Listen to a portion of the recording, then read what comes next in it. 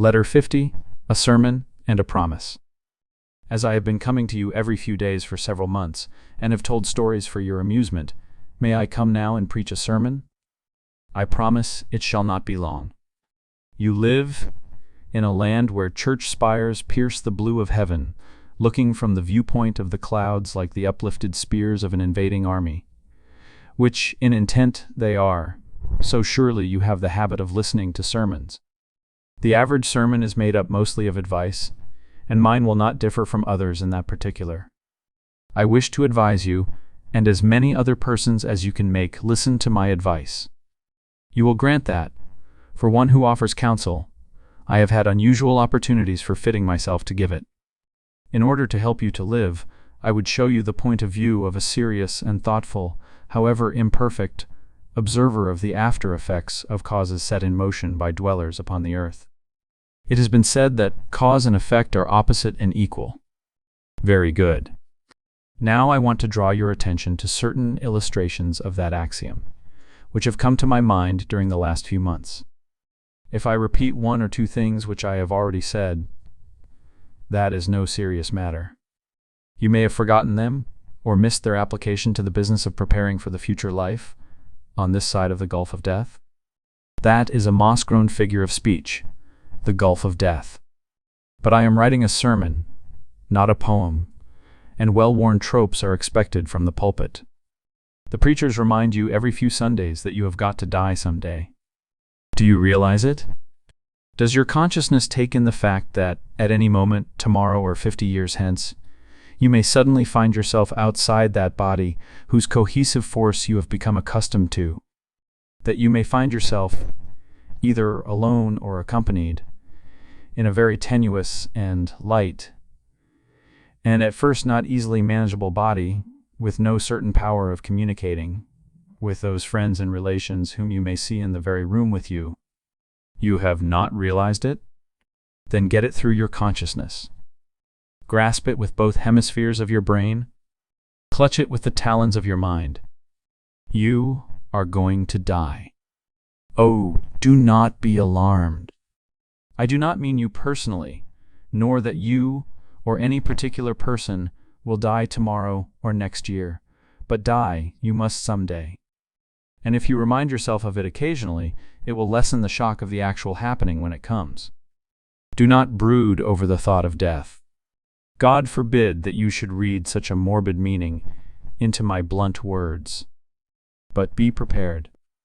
You insure your life for so much money that your family may be provided for, but you do nothing to ensure your own future peace of mind regarding your own self. Remember this always, however minute are the instructions you leave for the management of your affairs after death, should you be able to look back to the earth. You will find that someone has mismanaged them. So expect just that, take it as a matter of course, and learn to say, what difference does it make? Learn to feel that the past is past, that the future alone has possibilities for you, and that the sooner you leave other persons to manage your discarded earthly affairs, the better it will be for your own tranquility. Be prepared to let go. That is the first point I wish to make. Do not go out into the new life with only one eye open to the celestial planes and the other inverted towards the images of earth.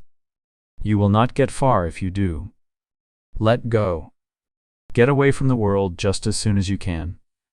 This may sound to some people like heartless advice, for there is no doubt that a wise spirit, looking down from the higher sphere, can, by his subtly instilled telepathic suggestions, influence for good the men and women of the earth.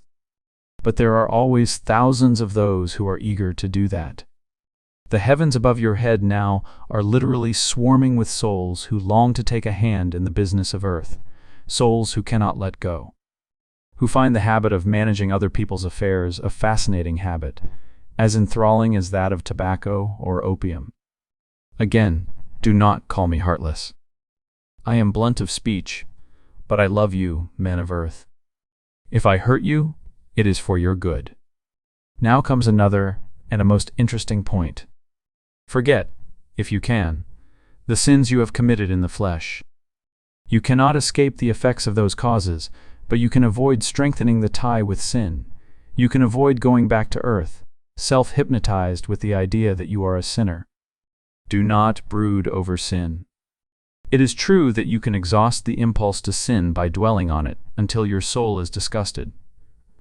But that is a slow and an unpleasant process. The shortcut of forgetfulness is better. Now I want to express an idea very difficult to express, for the reason that it will be quite new to most of you. It is this: the power of the creative imagination is stronger in men wearing their earthly bodies than it is in men, spirits, who have laid off their bodies. Not that most persons know how to use that power. They do not. The point I wish to make is that they can use it. A solid body is a resistive base, a powerful lever from which the will can project those things conjured by the imagination. That is, I believe, the real reason why masters retain their physical bodies. The trained mind, robed in the tenuous matter of our world, is stronger than the untrained mind robed in dense matter. But the masters still robed in flesh can command a legion of angels. He has said that they build freely in that world, through the creative imagination. But we must remember how tenuous and easily handled is the matter which they use. This is by way of preface to the assertion that, as you on earth picture your future life to be, so it will be, limited always by the power with which you back your will, and by the possibility of subtle matter to take the mold you give it. And that possibility is almost unlimited. Will to progress after death, and you will progress. Will to learn, and you will learn. Will to return to the earth after a time to take up a special work, and you will return and take up that work. Karma is an iron law, yes, but you are the creator of karma. Above all things, do not expect, which is to demand, unconsciousness and annihilation. You cannot annihilate the unit of force which you are, but you can, by self-suggestion, put it to sleep for ages. Go out of life with the determination to retain consciousness, and you will retain it. When the time comes for you to enter that rest, which a certain school of thought has called devachan, you will enter it. But that time will not be immediately after you go out. On finally reaching that state, you will, as a matter of course, relive in dream your former earthly life and assimilate its experiences. But by that time, you will have got rid of the desire personally to take part, as a spirit, in the lives of those you have left behind. Do not, while still on earth, invoke the spirits of the dead. They may be busy elsewhere, and you may be strong enough to call them away from their own business, to attend to yours unwillingly. You who write for me, I want to thank you for never calling me. You let me come always at my own time, and let me say what I wish to say, without confusing my thought by either questions or comments. You of the earth who are still upon the earth may find your departed friends when you come out here, if they have not already put on another body. Meantime, let them perform the work of the state in which they are. You who write for me will remember that, the first time I came, you did not even know that I had left the earth. I found you in a passive mood and wrote a message signed by a symbol whose special meaning was unknown to you, but which I knew would be immediately recognized by those in whom you are likely to confide. That was a most fortunate beginning, for it gave you confidence in the genuineness of my communications. But I said that I would write only a sermon tonight, so I will now pronounce the blessing and depart. I shall return, however. This is not the last meeting of the season. Later. One word more before I go to my other work. If you had urgently called me during that week which I spent in rest, you might have had the power to cut short a most interesting and valuable experience. So the final word, after the benediction of this sermon, is, do not be too egotistically insistent, even with the so-called dead. If your need is great, the souls who love you may feel it and come to you of their own accord. This is often illustrated in the earth life, among those whose psychic pores are open. Letter 51, the April of the World. Having told you last week that you must die, according to the jargon of the earth, I now want to assure you that you can never really die at all, that you are as immortal as the angels, as immortal as God himself. No, that is not a contradiction. I have spoken before of immortality. It was always a favorite theme of mine. But since my association with the beautiful being, it has become for me an exultant consciousness. The beautiful being lives in eternity, as we fancy that we live in time. Will you write down here another of that angel's chants? When you see me in the green trees and in the green light under trees, know that you are near to me.